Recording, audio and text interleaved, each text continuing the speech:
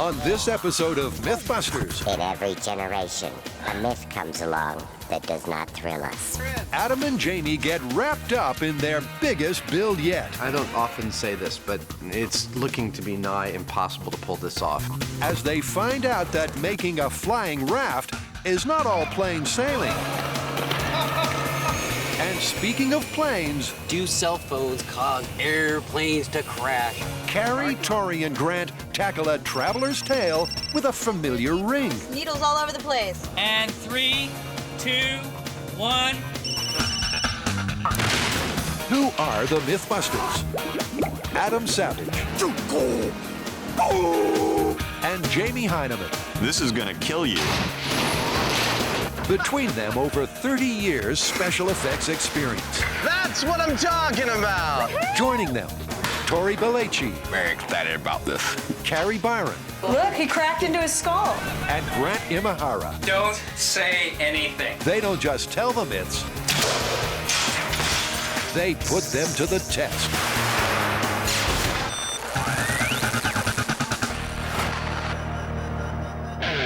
Take one large deserted aircraft hangar, add a ridiculous amount of plastic, and one MythBuster trussed up like a Christmas turkey.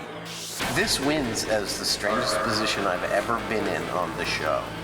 Don't you love how he qualifies it with on this show? Either the MythBusters are branching out into performance art, or something's gone very wrong.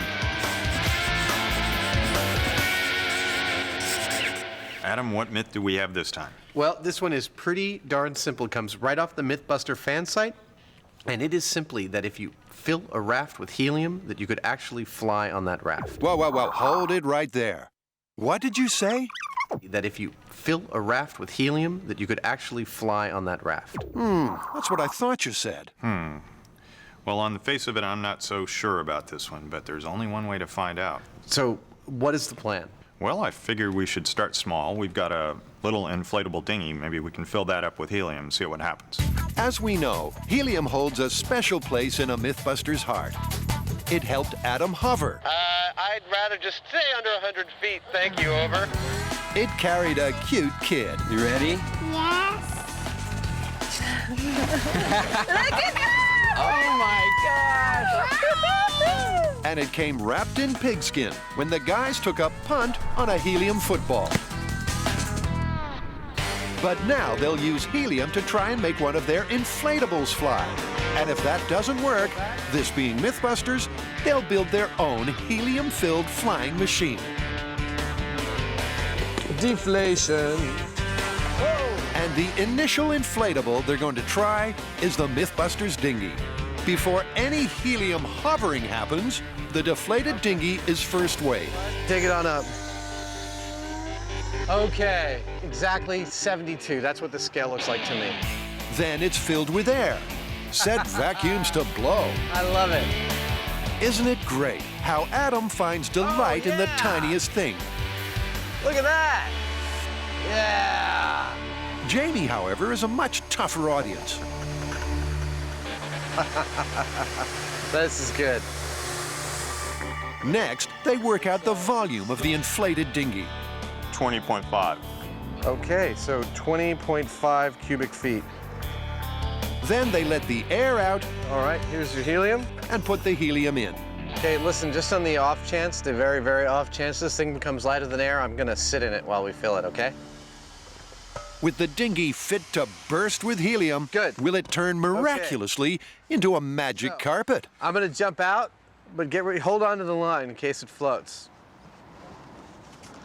All right, here we go. Oh, it didn't float. What do you think? Thanks to the helium, the raft has lost some weight, I call that about maybe 4 pounds of buoyancy. but nowhere near enough to achieve liftoff. Well, our inflatable life raft, it's not remotely enough volume of helium, and it's way too heavy to get even buoyant by itself, let alone lift Jamie or I.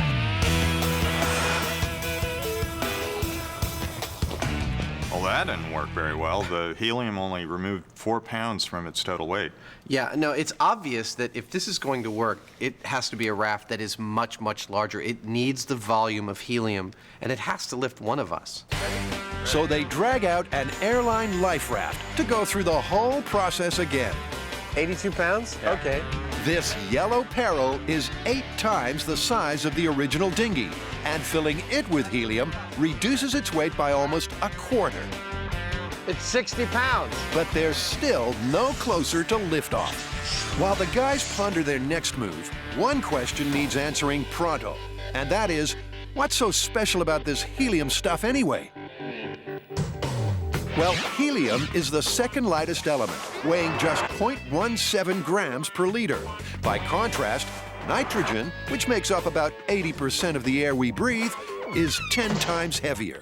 The more helium you have, the more air it displaces, and the greater the lift. But just how much helium do you need to get your average MythBuster airborne?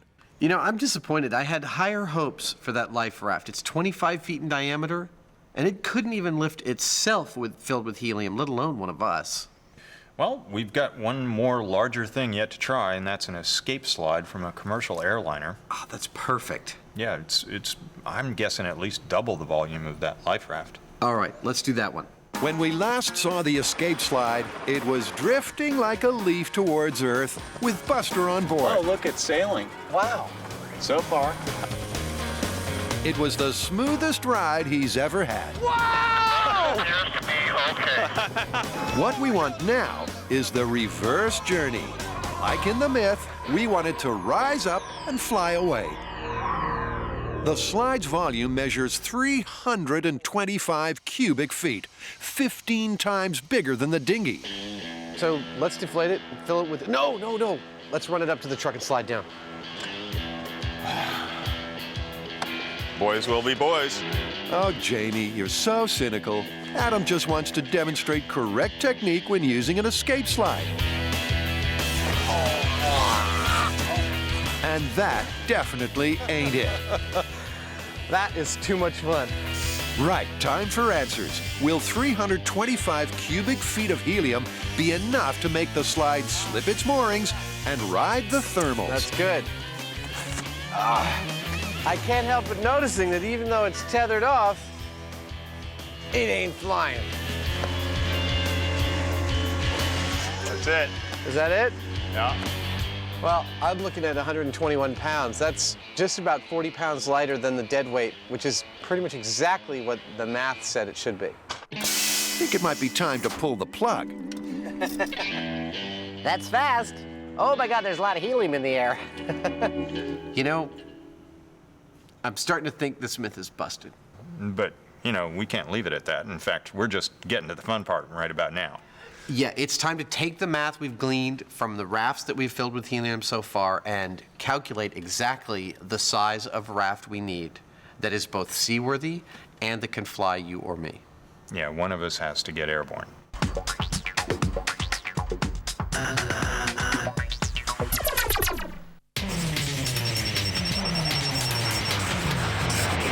All right, Grant. Sounds like we have another cell phone myth.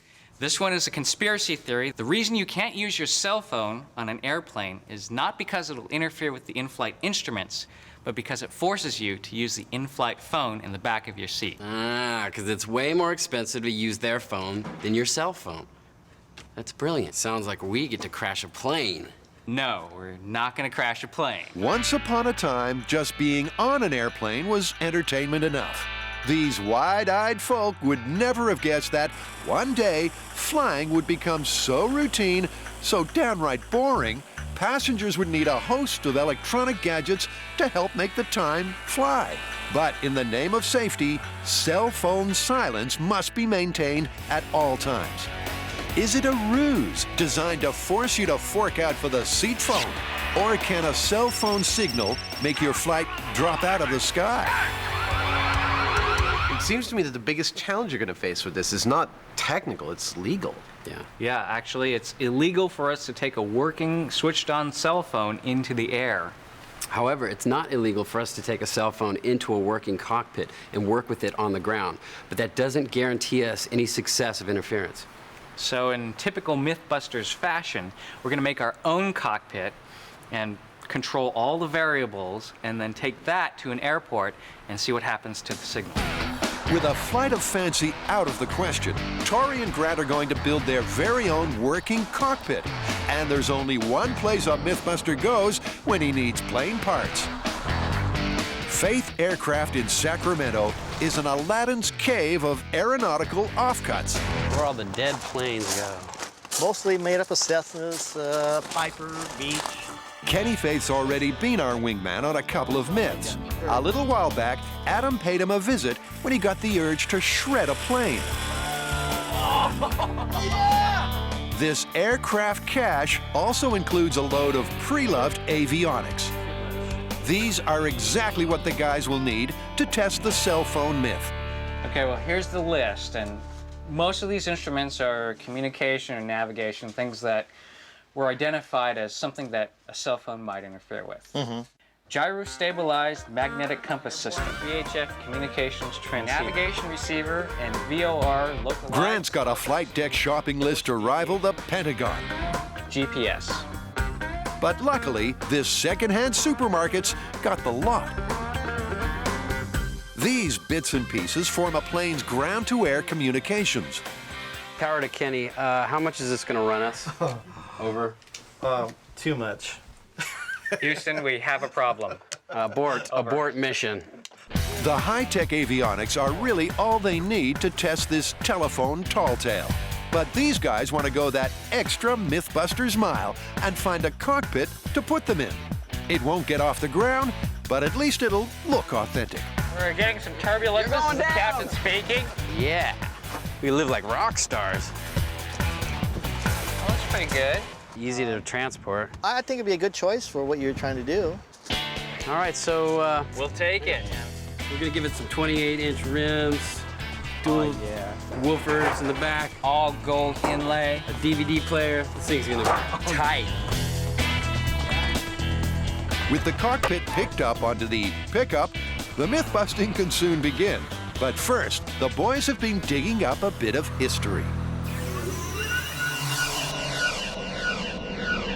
The airlines and the flight attendants make a really big deal out of having you turn off your cell phones and your personal electronic devices. But have you ever heard of a case where one of those items caused a crash? Actually, in 2000, a plane did go down near Zurich, killing everybody aboard. And they think it's because one of the passengers received a text message.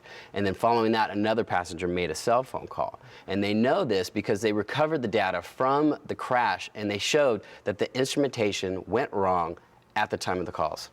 So there's definitely evidence to suggest that cell phones and planes make a bad combination. To put this to the test, the team has got more instruments than a flying orchestra, but no idea how to make them work. Morning, I'm Grant. Nice to meet you, Grant. Cue aerospace engineer Jeff Guto. We've got a lot of work here. Yeah, well, in typical MythBusters fashion, we've only got one day. Okay. So at the end of today, we've got to have a working cockpit full of instrumentation. Okay. Since this isn't going on a real airplane, we can skip some steps, I suppose you could say. I think we're going to need a lot of wire and a soldering iron, and maybe some coffee would be good too. Okay, we got that. It's a bit of a knee bone connected to the thigh bone sort of thing. Well, let's start with this. This is the Navcom radio, and we're going to go from this to something where everybody's talking to each other. There's more wires than a NASA command post. It's a long, complicated, and sometimes fraught afternoon. But at the end of it, thanks to Jeff, Grant has become somewhat of a cell phone expert. So Grant, how are these cell phones supposedly affecting the airplanes? Well, that's the question. I mean, there are two possibilities. First, the cell phone signal may be masking or blocking the radio signal from the airport or the radio beacons. And second, the cell phone may be actually affecting the navigational equipment itself directly. So which is more likely? It's hard to say definitively, but I think at this point what we should assume is that it's masking or blocking the radio signal. Well, okay. I mean, that sounds like a good place to start. But before they can start firing up some cell phone interference, they first need to see if their second-hand setup can even detect the beacon from San Francisco Airport's navigation station. I don't think we're getting a good signal. Okay, so what do you suggest? Let's see if we can raise the antenna up. Okay. This extra altitude should allow their avionics to register the bleep from the airport beacon 10 miles away. I can see my house from here. Whose car is that in the driveway? Hey! We're getting a signal now. Woohoo!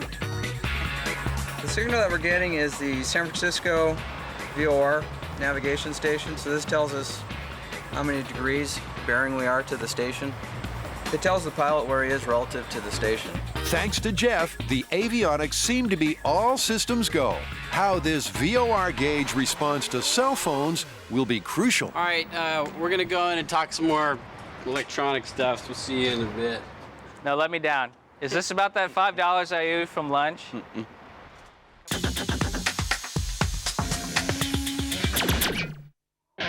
Adam and Jamie are testing the myth that a life raft filled with helium will carry one of them into the clouds. So far, their inflatables have failed miserably. It's not going anywhere. It's not going anywhere. So now they need to see what it will take to get this myth off the ground. I can't help but noticing that even though it's tethered off, it ain't flying. Okay, so I've run the math on the lifting power of helium. It takes almost 16 cubic feet of helium just to lift 1 pound. That means for you or me, 200 pounds plus a raft, let's say it weighs 100 pounds, that's 300 pounds of lift, we need just under 5,000 cubic feet of helium to do that. Jamie's considered response? That's huge. Yeah. Yeah. It's like a third the cabin size of a DC-9 airplane. Guys, that's nothing. The famous Hindenburg airship needed 7 million cubic feet of helium to stay aloft. But for some reason, on its fateful voyage from Germany to New York in May 1937, it was filled with flammable hydrogen instead. No one knows for sure what sparked the fire as she came in to land at Lakehurst Naval Air Station. But once the hydrogen started to burn, it took just seconds for history's largest airship to go up in smoke. All the humanity and all the tragedy that I did. Now, Adam and Jamie are going to build their own airship. I'll tell you what I'm thinking. You know that clear poly tubing that comes in like 24, 36-inch lengths that they use for porting air conditioning around on a movie set? Yeah, it's in a roll. It looks like just normal plastic, but it's actually a tube that you can inflate. Right, they make a heat sealer for that. And given the amount of cubic footage we need and the amount of time we've got, I think that if we heat sealed long pontoons and assembled them somehow, it's our best chance of actually getting a raft with this much lift that might actually support us. People, we're talking a raft the size of a parade float, made from helium-filled plastic pontoons 50 feet long. Actually, make that 2 rows for structural support. The giant pontoons will be joined with packing tape, and jugs of water will act as ballast, keeping the raft grounded until Adam's ready to cut loose and reach for the sky. Now, we don't recommend you try this at home. If left in his original packaging, he could become a collector's item. All right, seal the other end. Oh. There we go. Signed, sealed, and delivered. Out in the car park, the boys put the wind up a 50-foot tube. When I say wind, of course I mean helium. And the result is possibly the world's largest double entendre. Okay, fellas, enough schoolboy sniggering, please. I'm actually going to hook it up to a fish scale, and however many pounds it shows pulling up on the fish scale is effectively the amount of buoyancy I've got. The inflated tube has a 2-foot diameter and holds 157 cubic feet of helium. That adds up to 5 pounds of buoyancy. Well, that would mean in order to lift you or me, we'd need 40 of these things. Not including the tape, so probably more like 50. Which actually gives us, good God, this is a big thing. It's cool, though. So big, in fact, that Jamie's workshop won't be anywhere near large enough. I'm not sure what we're going to do with it when we get it inside. It's going to be the biggest build in MythBusters history. But already there's a problem. Their practice pontoon is becoming flaccid. Good God, is this supposed to support my weight? The seal is airtight, and there are no leaks. The ultralight helium must be leaching out through the plastic itself. Seam down here is just fine. That means that time will be a big factor in this experiment. The entire raft, all 50 pontoons, will have to be assembled before inflation can begin. And with a total fill time of about 4.5 hours, will they be able to get Adam up before the raft goes down? In order to make this work, we've got 50 of these tubes. We are allowed to have exactly 0 leaks. Adam's feeling a little deflated already. Yeah, that's helium, all right. I don't know, to pull this off, I don't often say this, but it's looking to be nigh impossible to pull this off. It's fraught with problems. There's a ton of variables and just an amount of material that boggles my mind. You think that's mind-boggling? Try getting your head around the assembly. 2,500 feet of fragile plastic tubing has to be rolled out and turned into a 2-tiered raft. The smallest leak could prove disastrous. The Brains Trust swings into action. 100 feet of space, right? You have them in one end of the 100 feet of space, and you roll them over themselves. Itself to have a working flap at the end of each tube. Fishing weight on either end, and you have one. You lay out your piece. Exactly what you mean. Exactly. Yeah, absolutely. We'd like to have shown you the whole of this stimulating conversation, but rather alarmingly, it lasted almost 2 hours. You go like that, and then do it But again. after much umming and erring, they finally devise a way to pull off the mother of all MythBusters builds. That's great, because that actually, this is great. This allows us to do a whole day of just setting up and getting that right, and then we go in and fill it. Editors, I'm really sorry about that. That's just about probably one of the most fun conversations I've had while shooting this show. And I hope you can find some MythBusters mind meld kind of brilliance way to cut it together, because that's the soul of the whole deal. Actually, Adam, if it's all the same to you, it might be easier just to show a graphic. The double-decker raft will be woven. First, the bottom deck, 25 pontoons, will be rolled out. The top layer is then rolled out crosswise. Lines of packing tape at 10-foot intervals will stitch the pontoons together. Time to get a cutting and a sealing. Remember, take it easy. No mistakes. There's more plastic here than a convention of Hollywood A-listers. But can they really turn these PVC pipes into a life raft plastic fantastic? Well, that all depends on the leaks. The helium's got to get in, but they don't want it getting out again. So each tube will need an airtight valve. Good. The answer? Silicon and zip ties. There's no water going through there. Yeah. So you got to get that caulk under pressure. You're right. You're absolutely right. So that'll keep the helium from leaking out, at least long enough to get this thing working. That seems like a little minor thing, but that's exactly what we're good at doing. It's like a little bit of caulk, a couple of zip ties, and you've got a really high pressure seal that is not going to fail. Now, there's some famous last words for you.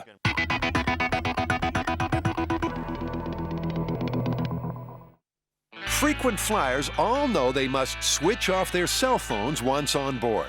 But why?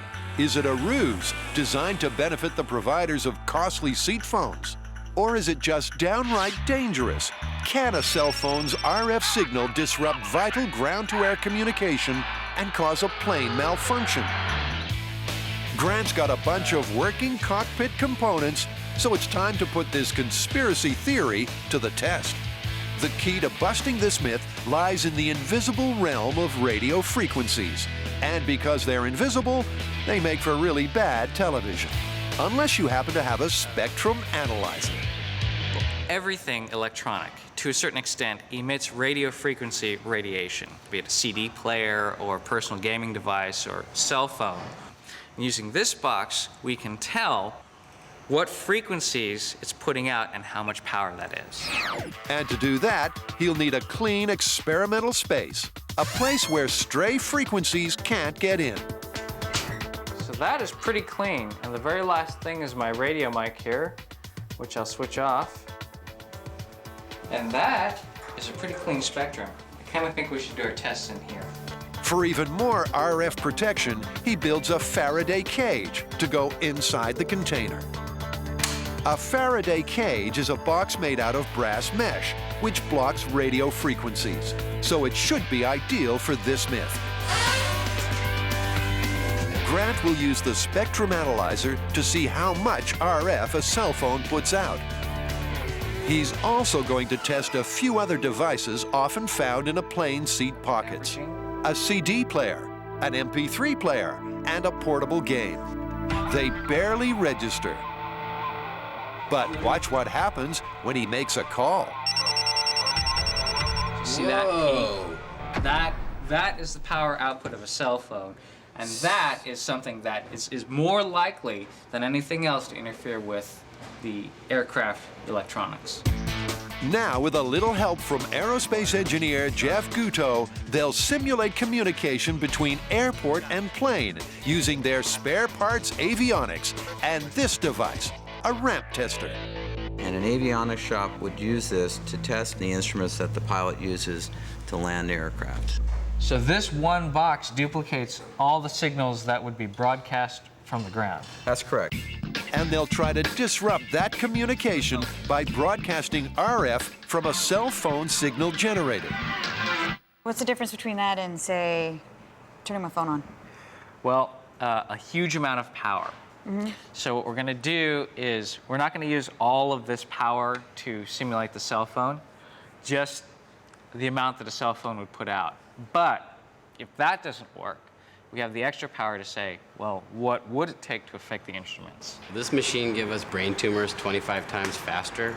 There's another myth for you to bust. So let's get this straight. Inside the Faraday cage will sit the cockpit. This will be receiving a signal from the ramp tester, simulating the way a plane communicates with the airport. Grant will blast out RF from the cell phone signal generator to see if any cockpit components go bananas. That's the theory, and with Grant boxed in, it's time to put it into practice. Now remember, this gauge tells a pilot where he is in relation to the airport runway. If that needle wavers, it means our virtual aircraft could be on a crash course. Grant starts hitting it with simulated cell phone frequencies. We'll start with GSM 1800. GSM is a type of digital cell phone technology used by millions of people around the world.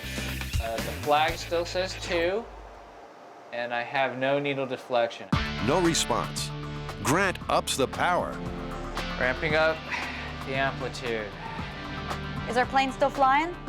Still flying. I'm blasting it now at plus 20 dBm. Grant, if I were you, I'd be reaching for my tinfoil underpants about now. So this is 100 times stronger than the cell phone could put out. Okay, we're going up to 1,000 times. We'll try it one more time. But watch what happens when he starts broadcasting at 800 megahertz, another common cell phone frequency. So I am getting a big deflection here. I would call that a major deflection. He tests 850 megahertz, then 900, with the same result. The needle swings wildly. As we're marching through the different types of technologies, it seems that the ones that are around that 800 megahertz frequency, 850 to 900, are the ones that are having an effect on the meter. As far as the myth goes, that these cell phones don't affect the airplane avionics, I have to say, I think that it's leaning towards busted. I think they can have an effect on that instrumentation. Hang on, Grant. We don't want to bust this myth under lab conditions. We still have to take this cockpit to the airport for a test flight. Adam and Jamie's myth stated that if you fill a regular inflatable raft with helium, it'll fly. Oh, it didn't float. That was quickly busted. To get a single MythBuster airborne, it's going to take at least 5,000 cubic feet of helium. That is one giant raft. In fact, it's the biggest build in MythBusters history. And to put it all together, Adam and Jamie need a big space. Fully twice the size of Jamie's building, this hangar served as a giant spray booth where planes were painted. So those rolls of plastic that you saw, there's 60 of them. And they're 60 feet long and 3 feet wide. We're going to lay them out here on a 60 by 75 foot square. And as we roll them out, we're going to stitch them together into a raft. With tape. With packaging tape. Carrie, that look just about says it all. But before she has time to back out, she's put to work sweeping. Sure is her lucky day. Every part of this raft is delicate, so we have to make sure the floor is totally cleared of every last bit of debris to make sure that there's nothing that can poke a hole in our plastic before we even get the helium in. With the floor polished to perfection, the rolls of plastic are laid out, and the first line of tape goes down. So it begins. Precision is going to be the key to this test. If there's any tube that's not correctly aligned or any tie left undone, the whole raft could be ruined and the myth will be sunk. This is nerve-wracking. Yeah. 2,500 feet of plastic, hundreds of feet of packing tape. Knit one, purl two. I'm not sure the term painstaking is really adequate. Several hours and 6 sore knees later, the layout is finally complete. I think this is the highest potential for total failure I think that we've ever achieved on the show. Highest? Yeah, without a doubt. This net is the last thing that we've got to do. If we can achieve a little tension on it, it's going to really hold all these things together, and we might get a chance to fly. Wow, it's like a fishnet stocking for the Jelly Green Giant's mom. It's the end of day one. The raft, even though it doesn't look like it, is mostly built. It is now a raft in potentia. All we got to do tomorrow is come in with the helium, start filling these pontoons, manage them with the net, and we should be flying by lunchtime. I always get a kick when I'm so optimistic. Can cell phones interfere with aircraft instruments? During one test, 800 megahertz, a common cell phone bandwidth, Grant's avionics went haywire. So now the airport beckons.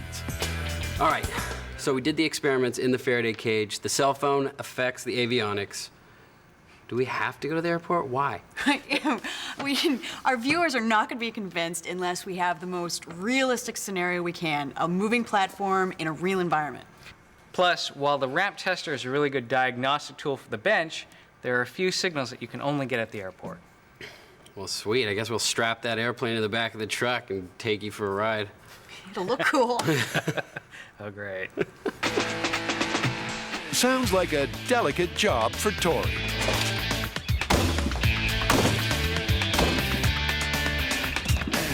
All right, so I just attached the cockpit to the truck, and the reason why we want this cockpit to move around is we're trying to simulate an airplane, and some of the instruments in the airplane will react to a beacon at the airport, and as we move around the airport, it should change on the instruments. That's the theory. Unfortunately, they won't be able to put it into practice on a runway, but they'll get close.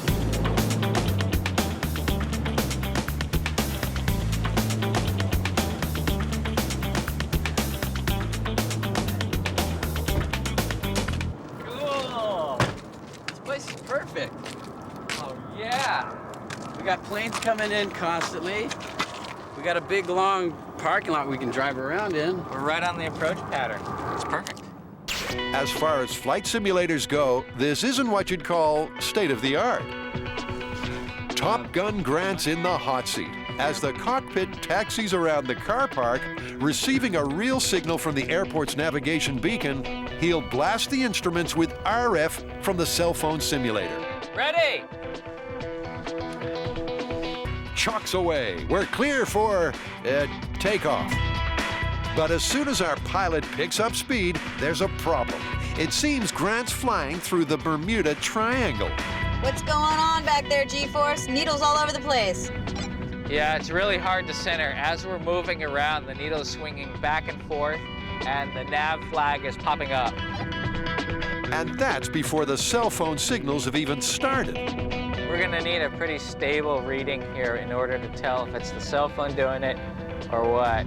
So what's next, G-Force? I think we've got to try it again, but stationary this time. Engine off. See if I can get the needle centered. He feels the need to be very still. Okay, so the needle is centered and stationary. Whoa! I just lost signal. I lost the nav flag and the needle swung way up. I don't know. It looks okay now. I don't know what to make of that. No. He just can't get a stable reading. Not even Jeff's expertise is going to get them out of this one. It could be a grounding or a shielding problem, yes. I mean, do you have to deal with this sort of thing normally?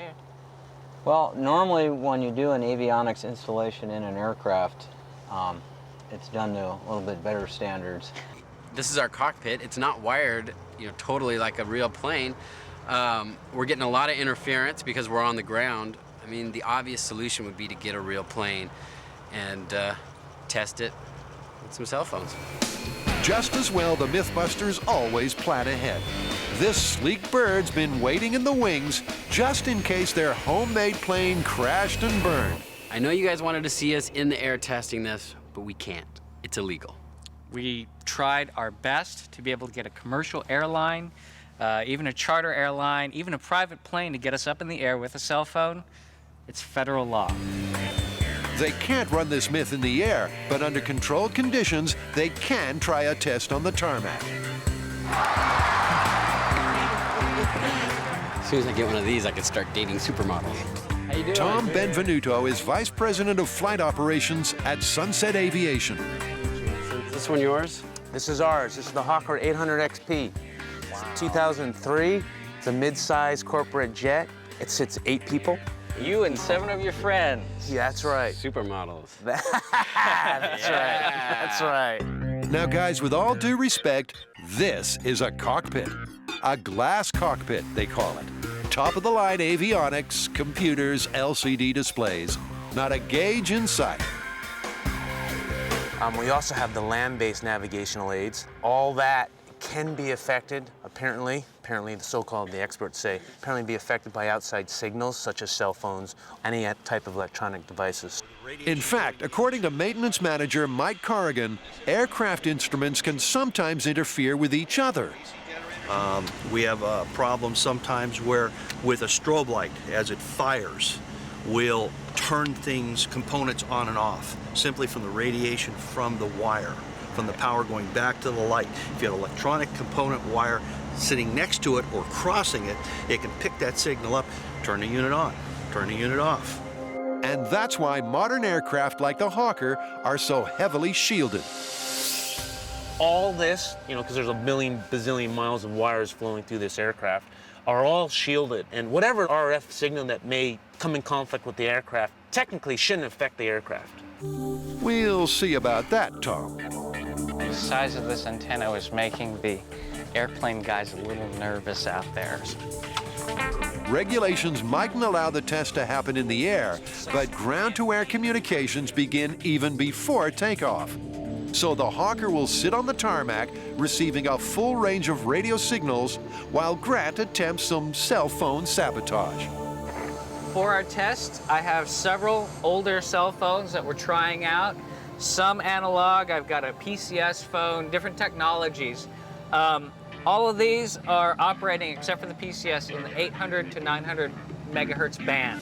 Remember, that's the bandwidth that caused problems back in the Faraday cage. Ready? Stand by. And 3, 2, 1.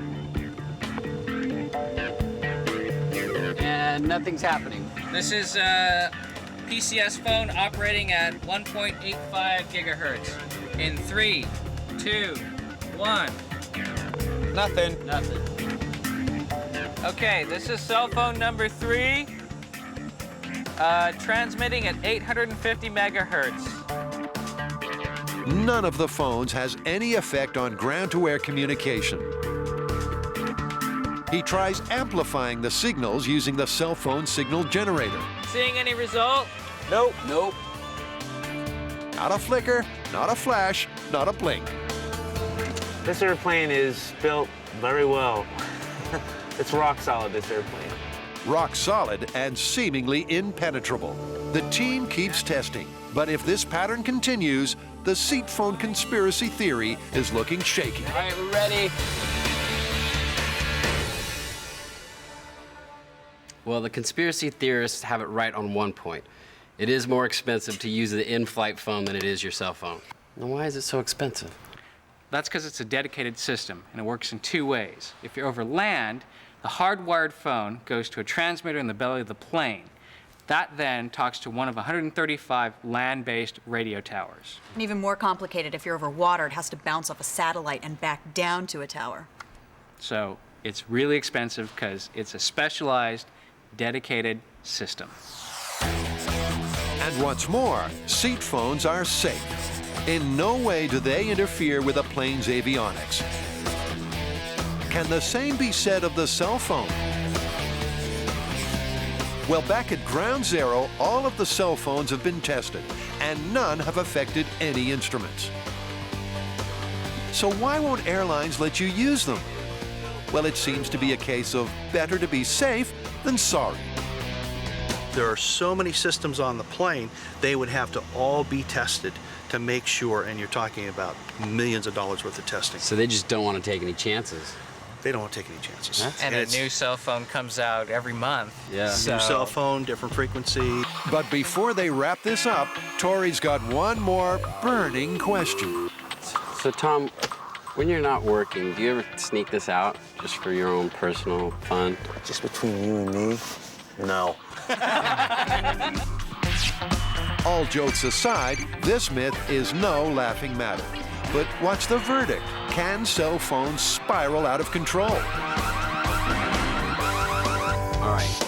The conspiracy of cell phones on airplanes. It was totally frustrating because we couldn't really get on an airplane with a cell phone, and we couldn't make a call, and we couldn't even see how many bars you had while you're in the air. Those pesky laws. We don't have any evidence other than our small-scale cockpit, which wasn't hardened against RF, and the wires weren't shielded. When we went out to the commercial jetliner, we weren't able to get any effects on his instruments. Right. I mean, we ran a bunch of tests, many different cell phones, no interference. I think it's probably safer on the FAA's part just to say there's a ban outright, because there's a 1 in a million chance that some new cell phone could interfere with those instruments, and that's what they want to avoid. Why take the chance?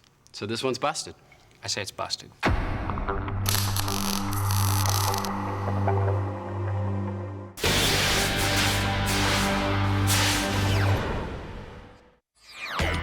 Adam and Jamie have built what they hope will be the world's first flying raft. It's the biggest thing they've ever made, and tensions are running high. There's not a lot of optimism in the room at the moment. I think that there's a lot of difficulties that are presenting themselves. There's small little imperfections that could cause everything to completely implode on us. So we're crossing our fingers, but I'm not seeing the smiles you usually see on the MythBuster faces. Once in every generation, a myth comes along that does not thrill us. To help distribute Adam's weight across the giant raft, he'll lie on a mini version. 3 small tubes, double bagged for strength. And with the arrival of the helium, all 36 cylinders of it, it's time to get this myth up and running. All right. Well, it's in. It's either going to float or it's going to flame out. You ready? We're ready. All right, let's go. And so the inflation begins. With 50 of these giant plastic tubes, the team is going to need almost 8,000 cubic feet of helium to try to get this myth off the ground. All right. One perfect pontoon. It's the biggest build in MythBusters history. We filled 2 pontoons. It goes about 3 minutes of fill. We've got 48 yet to go. Thanks for the warning. We might go to the time lapse here. I'm not seeing or hearing any leaks. As the massive pontoons fill, each one generates 5 pounds of lift. Good. Before long, the raft is straining to rise. This thing is effectively neutrally buoyant right now, and we have plenty to lift me. The MythBusters can boast a whole raft of achievements, but this raft would have to rate highly. Not sure Huck Finn would want to take it down the old Mississippi, but still. This is strange. I've never seen anything like this before. It has to be the single largest thing I've ever built, bar none, let alone in 2 days. But will it work? Time for Adam to slip into something a little less comfortable. This is my new toy, my new SWAT team tactical black climbing harness. My sister gave it to me. My whole family's like this. Yeah, I get the harness, but the wetsuit? I'm wearing the wetsuit because if we're successful at this, we'd like to walk it out to the lagoon and float it on the water, see if it would be a viable raft. I don't understand that because if it flies in the air, something tells me that it would float on the water. Oh, go on. What's the real reason? I'm wearing the wetsuit because it makes me look good. Damn good. Final thoughts? The fact that we've got it up and it's buoyant, very exciting. I really just want to get on there now and be able to relax with my flying raft. It's up, up, and away.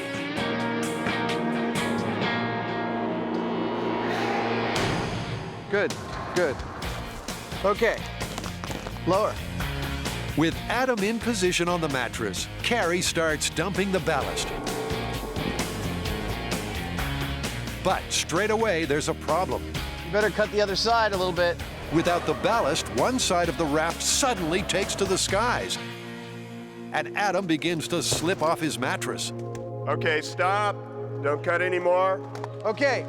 Whoa! The team stop cutting the ballast, but the damage is done as Adam slides off his helium bed like a greasy bar of soap. Wait a second. Without any support structure, the flimsy pontoons can't cope. On a build this big, there was always the chance that something would slip through the cracks. Never thought it would be Adam, though. Hey, Adam? Yeah. This isn't working. No, it seems to have failed utterly. You've like slipped right through to the bottom side. Yeah, I feel like something that got cut out of the matrix here. Are you all right? I'm fine. I'm upside down and I'm in a net and I'm below the biggest thing ever built out of helium and balloons, but I'm fine. Adam may be fine, but the test ain't. With the raft coming apart at the seams, there's just no way the team can reset to try again. Their only chance at liftoff has just slipped through the net. Oh, it's very satisfying. Oh, I shouldn't do that. All that work. Look at this. It's a cathedral of failure. Not really, Adam. We've learned that any raft able to fly will be unfeasibly large and far too flimsy to take passengers. Oh my God, we might need to open a door. It's getting kind of weird. It's getting helium in It's getting here. really stuffy. I think it is. I'm gonna open up the door, okay? Okay. I don't think anybody would fault us for not giving it the best possible effort for success. I'm sure someone's yelling at their television right now, but I'm calling this one busted. I know we're not supposed to bust them on site. We're supposed to wait for the blueprint table, but I don't want to go back there. I just want to take the sweatsuit off and call it done and busted. Yeah. Busted. Yeah. Busted. Busted. Busted. Busted. Thank you. I was waiting for you to say it. Okay. Let's clean it up.